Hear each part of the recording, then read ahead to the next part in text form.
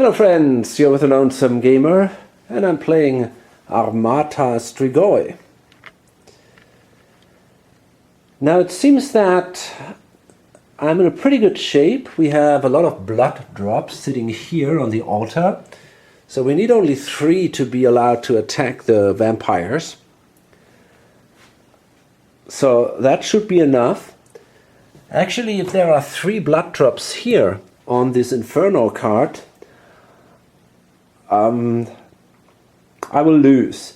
So even if these guys remove now 2 and bring them in here, I will lose, but there would be still 4 left here. So basically I have no use for any more blood drops here. Therefore, for now my goal is to try to collect a few more upgrades so that I can then finally attack the vampires themselves.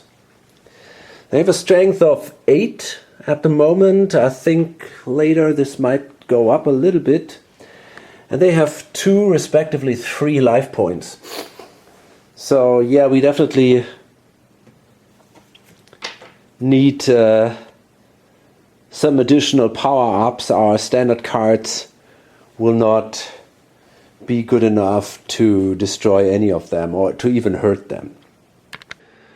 Okay, I just checked that this guy will get this card, because if someone has 3 of these reward cards, the player with the least cards gets this action card. And I don't know what that is. Maybe, I think if you destroy this card, you will get a reward card for that. You might consider doing this immediately. It's not a very strong card here, so I think he might consider using this card pretty soon. And I wonder what that means. Damn, I don't know. I don't remember.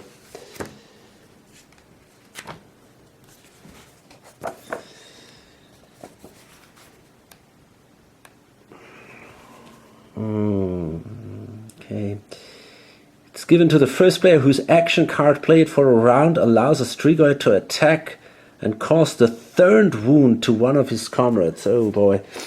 Yeah, I don't know who that was actually. So, yeah, one of the guys should have this card, but yeah, I can't help it. I don't remember who that was. Okay, so I'm going to choose the cards for the next turn now. So, this guy here goes first. 4 spaces. 1, 2, 3, 4. He moves here. He can use his stealth ability if this is a ugly one, and it kind of is. I could maybe also use something to improve it. No, I can't. Yeah, that sucks. So yeah, I can use the stealth ability and just place this guy here. Oops. And then maybe I can fight him in the next turn or so, but for now it's not gonna be possible. Okay, but I got my stealth here, so that's okay. And next one is then this guy here. And he wants to destroy this card. So he's going to discard that. I think he's got to do that after his action. So that means he plays he moves 6 spaces. 1, 2, 3, 4, 5, 6. This brings him here. There are a lot of these reddish ones that might give him fight tokens. And so there's nothing else he does. He's going to destroy this card, so I'm gonna place it like this. Oh, actually I forgot to activate, once again I forgot to activate the vampires. So I was actually sitting here. The apprentice will activate. He moves to D. So that is this guy, and he moves right here. Holy fuck. Look at that. So that means he attacks. So I will take a wound if I don't block that, which I'm gonna do. We got this one here. So I'm gonna play this card here to block the wound. Okay, fine.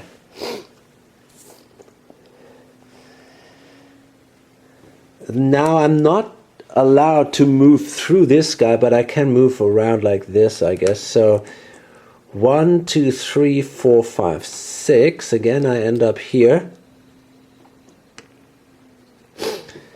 And she activates D, which is here, in this direction. So that would bring her here, but she doesn't move. Oh, actually, I gotta check which one activates. No, this is the other guy. Look at that. So he moves down here, actually, like this. But he cannot see me. There's no connection here. He also cannot see me here. But, fuck, she can see me here. Okay, so that means I also have to play a card. Okay, I think...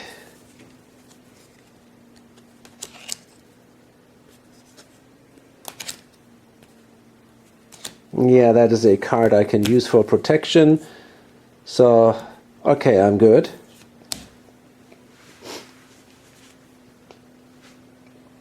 And in the end, it's this guy here. He moves 4 spaces. 1, 2, 3, 4.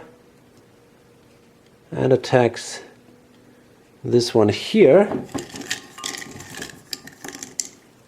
And that is a 4, so it's good enough to destroy him. I got a strength of 4. Very good. And it allows me to draw another item card. Wow, that's a +5 if I destroy this card. That's pretty cool. And then I'm also through my action deck. Very good. And we got to activate the vampires. It's a +1 for the apprentice towards C. So that would bring him down here. First here, then backwards. Bounces back so he doesn't do anything. No movement, no attack. Okay, I want to try to kill one of the vampires now. So he starts. Charles Grey Wolf. He goes first. And he is... it's this guy here. Okay, so he's got a movement of 5. 1, 2, 3. So you have 2 choices to attack. You could either do a melee attack or a ranged attack. The main difference is that in a melee attack you gotta stand next to a vampire. In a ranged attack you can be anywhere you want. No, that's not true. You just have to see him. You have to be in line of sight.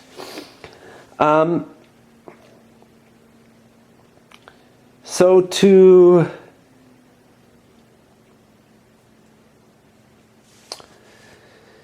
in a ranged attack, though, you are not allowed to use reward tokens. So these here, you cannot use them in a ranged attack.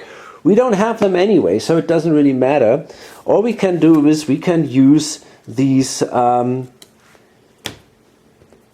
We gotta use these cards, and we have to use them in this mode that destroys the card. So we cannot play them in the mode that preserves the card for a later use. That's the special thing about ranged attacks. Okay, so I'm gonna use this thing now. I got a strength of 3 plus 6 gives me a 9. This guy has a strength of 8. So that's gonna be enough to give him a hit.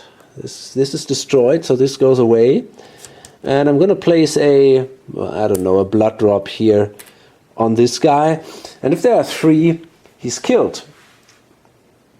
Okay, now we gotta activate one of the vampires. That's the apprentice again. So he goes, where exactly? It's a B. So that means he moves here, or she, and she doesn't attack. Okay, cool. Then it's this guy. That is him. Now he's got this mechanics sign, which allows him to move a platform. So he basically moves 1, 2 spaces, and then moves the platform like this.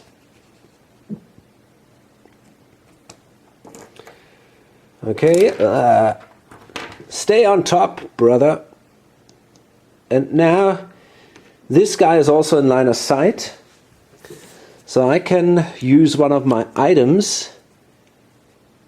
And I wonder which one is the most interesting one. I'm going to probably use that one here, this hammer. I'm going to destroy the hammer. It gives me a +3. It means I'm at 8 too. And that's another hit for the vampire here. There we go, awesome. And then we have an activation. The vampire, the big one, activates. It's an E. So he actually moves here, which kind of sucks. I didn't want to have him there. And he is not able to attack anyone.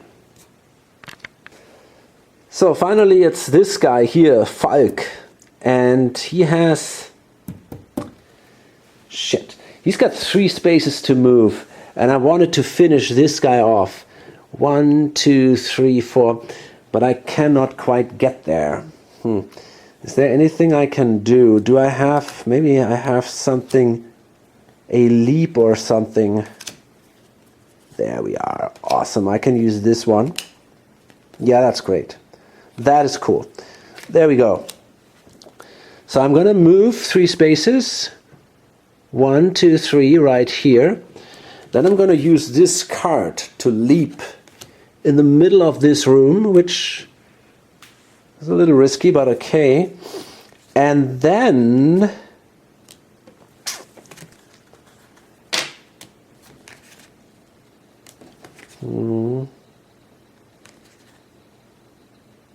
yeah, I think, well, I could, what is this? Doesn't matter, they're both the same. Okay, then I'm gonna destroy this card to get also to 8 strength points. Now this guy has 3 hits, has taken 3 hits. That wasn't too impressive. So he's killed. Awesome. The guy goes away. We killed our first Strigoi. That means this card now goes as a reward to him, and that's an awesome card actually. A strength of 6. That's pretty impressive. Very good. Okay, cool.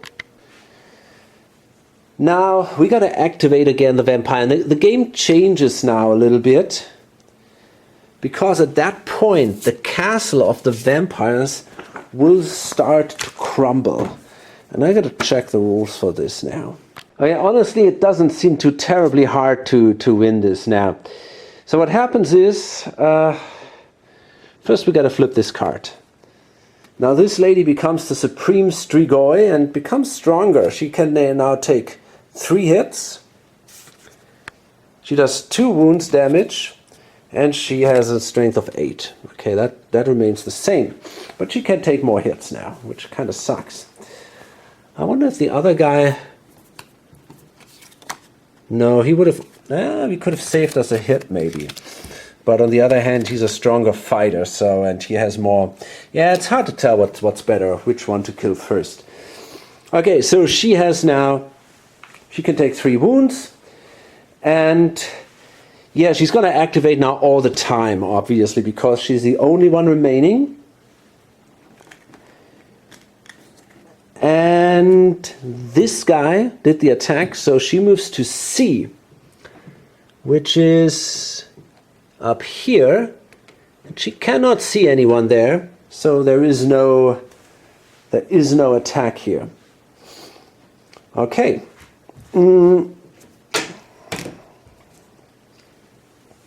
Now, anytime when we wound her, one of these platforms will crumble and fall apart, which might also pose a threat to any wolf standing on this platform.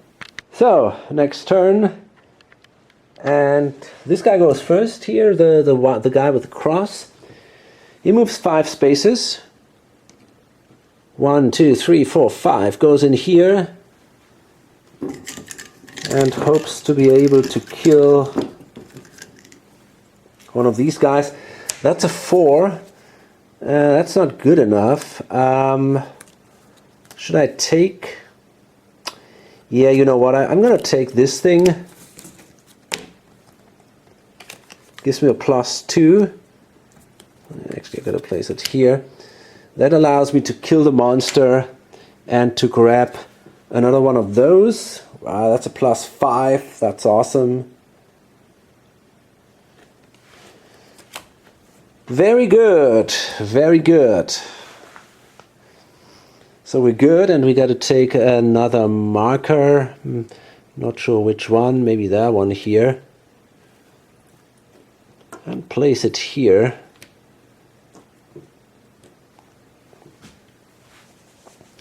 And now it's this guy here. And I think he might be able to actually do a damage. Ah, no, we gotta actually, yeah, first we gotta activate her again.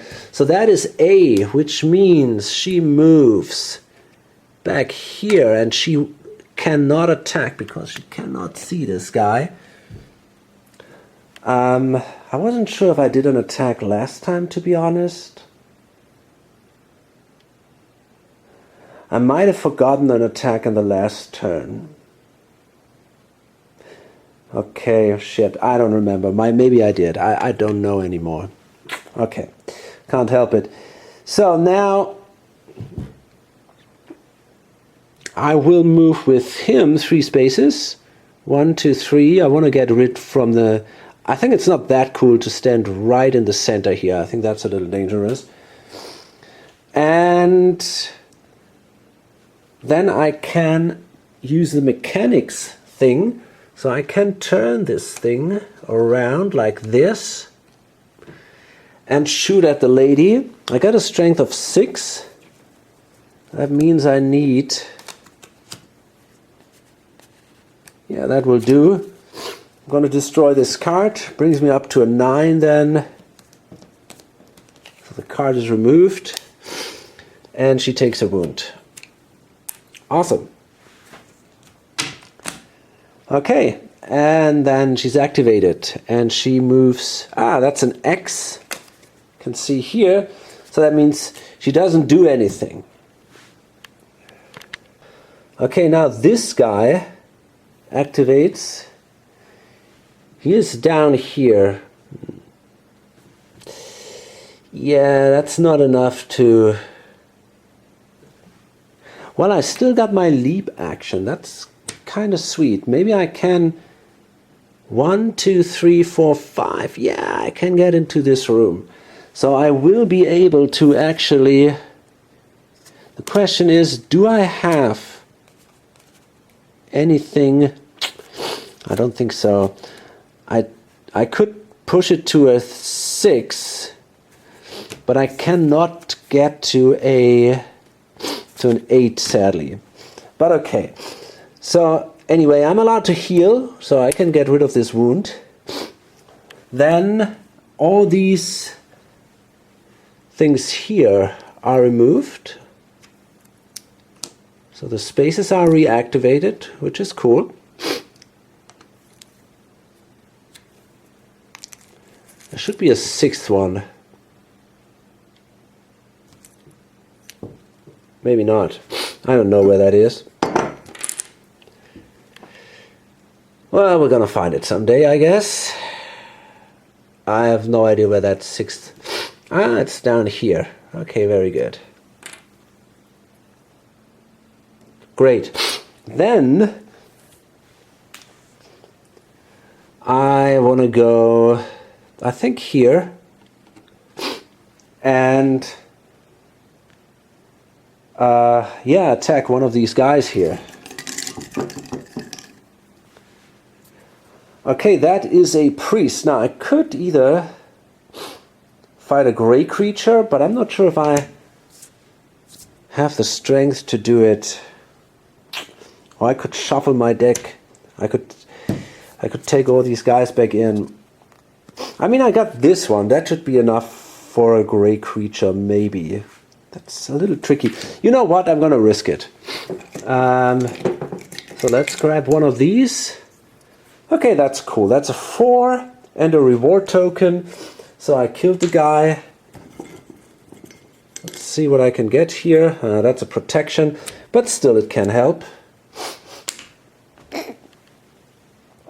Okay, that's it. So this guy is not in the best shape to actually kill one of the vampire here, but the others are doing pretty well.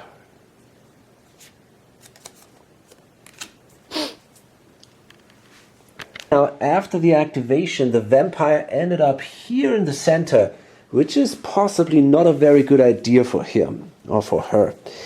So she does now an attack. And she attacks this guy because he's closer. So he would take 2 wounds. Now the question is, first, can I prevent any of those? And the answer is no, which kind of sucks. That's not too great. So that means I got to take 2 wounds. And sadly, I also do not have the option to do a successful counterattack. So yeah, I simply take the 2 wounds, I guess.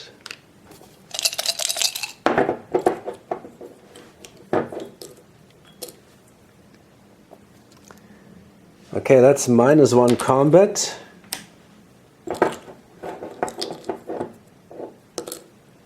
And another -1 combat. Yeah, great. That's not too great. Okay, anyway. So, this guy goes first, then him, then him. He moves. Wait a minute. It's not that easy. So here's the thing. I don't want to go first with him. I want to go first with him because I want to do an attack immediately. So, I'm going to move basically just, I think, a single space here. And then attack the vampire. I got a 3. I'm going to destroy this card. So that brings me there to an 8. Which means the vampire takes another hit. Did I? I might have forgotten to crumble the last time. I'm not sure actually about that. I think I did forget that. So that means we got to destroy now one of the platforms. So this is platform C because she took a hit. This platform is destroyed. So this goes away. And with the next card, I'm going to destroy another platform because I forgot to do that one. So the next card I play is, but first she will activate, of course. So she goes to... that's interesting. She will go to C then or not. That is weird. There is no platform, so I think she actually stays in the center then. Yeah, there is no platform. She stays in the center. And she attacks both of them? Interesting, because they're both the same distance. So she might attack both of them, which is kind of a problem because then this guy will die. So, well, we'll see. Now, because the distance is the same between the power wolves, he will attack the one with the high initiative, which is this guy, sadly. Now, the problem is he already has 2 wounds. So, I think there is nothing we can do. We will take 2 hits. So that means we die, which sucks, but okay. That means one of these blood drops is moved here. So if she kills another guy, we've lost the game. But I think that's not going to happen, to be honest. Okay. Then I said I want to destroy another platform because I forgot to do that in the last turn. So that means now next is this guy. Exactly. He's 11. So he moves simply here. That's what I wanted to do. I don't have the cards to really destroy the lady, sadly. However, you can actually trade items. That's interesting. I remember that. You can trade items if you are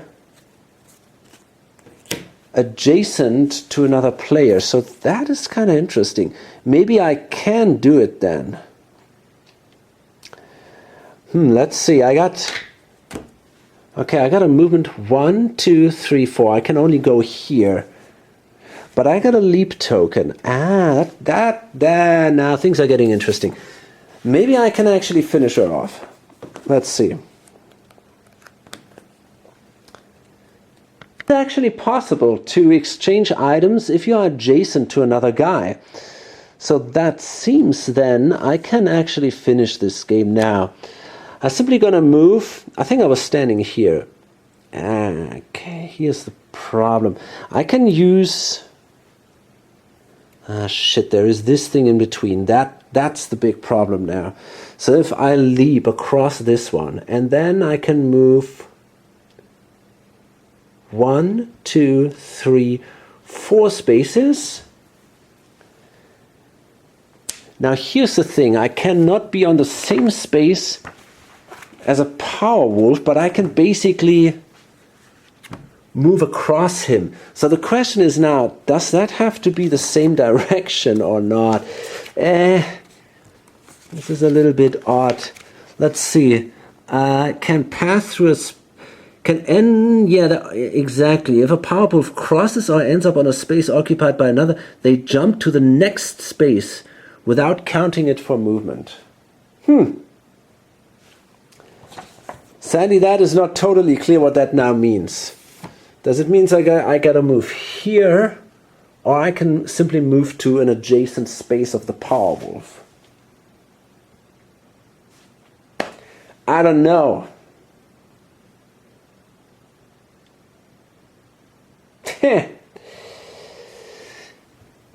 But I think it's actually not that important. Okay, here's the thing. I'm going to play the leap card, the leap token. Okay, cool. And I'm going to jump across this thing. Sadly, I cannot jump any further because I can only... 1, 2, 3. Yeah, I have to stay within this room with the leap action. But I can now move 4 spaces. So I'm going to move 1, 2, 3. Here I'm going to exchange. I'm going to take a card from this guy, this one here, and then I'm simply going to move back 1 space, 4. And at that point I'm going to attack this lady in the center. I got a strength of 4. I'm going to discard the card and kill her. And we got 3 blood points on the lady, and that's it. I mean, the thing is, even if that, I think it was legal to do that, but even if not, in the next turn, I'm pretty sure this guy could have finished her off anyway, because, but I don't see, I mean, it doesn't say that you cannot do it during the movement or something, that you cannot exchange cards during the movement. Maybe I could have moved on this guy and then instead, because I would not be allowed to stay here, I could have moved here, and then it would also have been possible So I'm not absolutely sure actually, but I think it was a legal move. And therefore, yeah, I managed to destroy the Strigoi in the center here. And now another platform would have crumbled, obviously. I forgot to do it once, that's correct. But as I said, I don't think it would have changed the outcome significantly. Okay, a few words to the game. It's definitely a solid game. There is no doubt about that. The artwork is great. It's really, really beautiful. Components are very good. You know, you got your thick tiles. There is no warping, nothing. The tokens, everything comes with a very high quality. Gameplay itself, well, it's not for everyone, I guess. It's really simple. It feels quite Euro-ish. And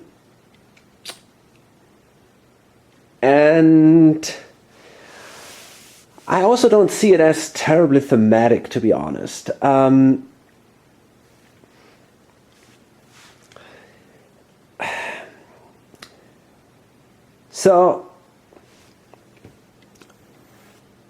But it might be good for some people. I see this more as maybe as a gateway game. You know, people who are not too much into board gaming. The rules are really simple.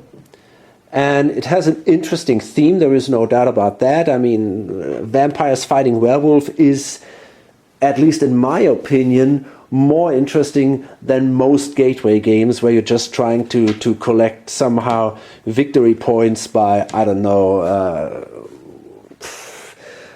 some of these strange Euro themes, right? So I prefer something like that, there is no doubt about that. And it's a co-op, which also makes it a cool gateway game. So there is also not this typical alpha gamer thing going on, because you simply don't have all the information. So even a new player has to make choices, and that can definitely lead to some fun chaos. And that's another thing, you know, I could see this as and I don't mean this disrespectful, as a filler or just as a light game where you turn on your Powerwolf music and then grab a beer and then just try to slaughter the vampires and have fun with your friends. It doesn't go terribly long, and that makes it also definitely a good alternative for some people. Maybe also as a family game. I know some parents have problem with these dark themes, but I know some children who definitely would have a lot of fun playing characters like this or like that, you know, and who love werewolves and vampires. And the fact that the game keeps the fights and all that pretty abstract, and there is not I don't think that the art is terribly brutal or something. So, I mean, I understand there are definitely some really tough Christian families, but I don't think they will buy a game which comes with a power metal band characters or what anyway. So I think that's not the players they are aiming at. So yeah, as I said, I can see that this is a great family game, that this is a good gateway game. But let's be honest, if you are expecting an epic struggle between vampires and werewolves with crazy twists and ton of storytelling and a lot of action, and this is not your game. This is not your, maybe the game that a hardcore Ameritrash gamer would expect. If you are expecting a game with deep strategic decisions and or tactical decisions, and yeah, for some hardcore Euro gamer where he can optimize every move or so, I don't see that in here too. I think the game is not. I think the game is simply not challenging enough, and also the fact that you don't get all the information, or just a very limited information, makes this more kind of a chaotic game than a game where you can plan every move. And that actually brings me then to the fact that this is probably more a game for just your fun group who wants to enjoy a light game for an hour or 90 minutes, or more a family game or a gateway game. But for these people, I think it is definitely a good choice. Okay, hope to see you on the next video or on lonesomegamer.com. Bye.